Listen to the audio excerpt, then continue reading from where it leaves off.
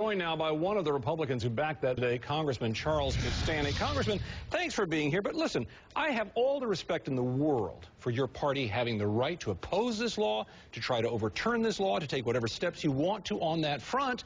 But everyone knew today this was a show vote. Why on earth do you take part in such a thing?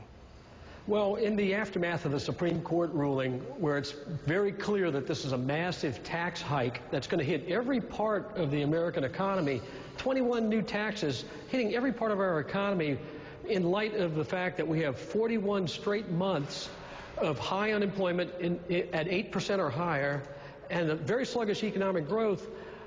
Businesses are telling us that they're having a hard time hiring because of the specter of this tax hike. I get that. Those are legitimate arguments. I get that. But why not hold a press conference on the steps of the Congress and say all of that instead of taking time in Congress doing something which your party has been equally critical of Democrats for doing when they've held show votes?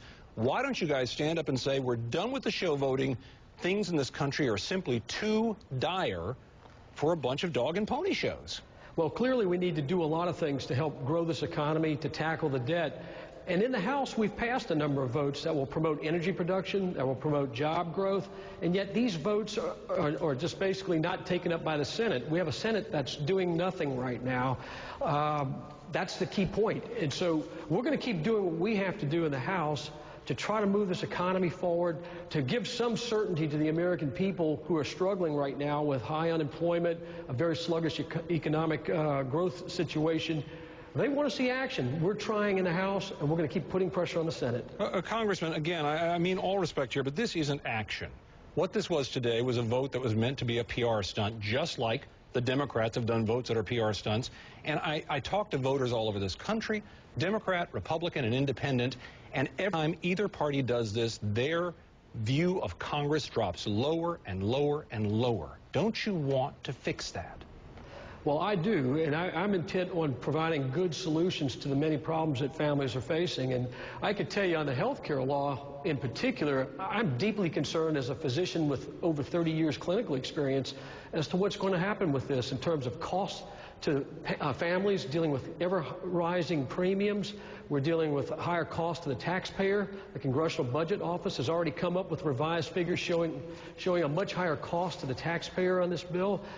We've got many, many problems with this, including significant interference with the doctor-patient relationship. And so I'm very happy to point out as often as I possibly can in every possible venue the flaws in this health care law. All right, let me ask you about one other thing, Congressman. You introduced some legislation today to try to penalize financially Congress members who don't show up for votes. Do you think that thing's going to pass?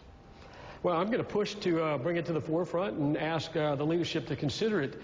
You know, the bottom line here is that we have an obligation to our constituents, and when Congress is in session and votes are being held, roll call votes, meaning we're being recorded as having voted yes or no, I think it's important to be there to vote. And unless you have some extenuating circumstances, such as an illness or a family illness, where it's a legitimate excuse, if you're not showing up to vote, and you're going off the political functions and fundraising, I don't think that's serving our constituents well, and I think there are members of Congress who are doing that, and I want to put a stop to it. Well, I think there are plenty of voters who might agree with you on that. Listen, Congressman Boustany, thanks so much for being here. We really appreciate it. Joining you now is John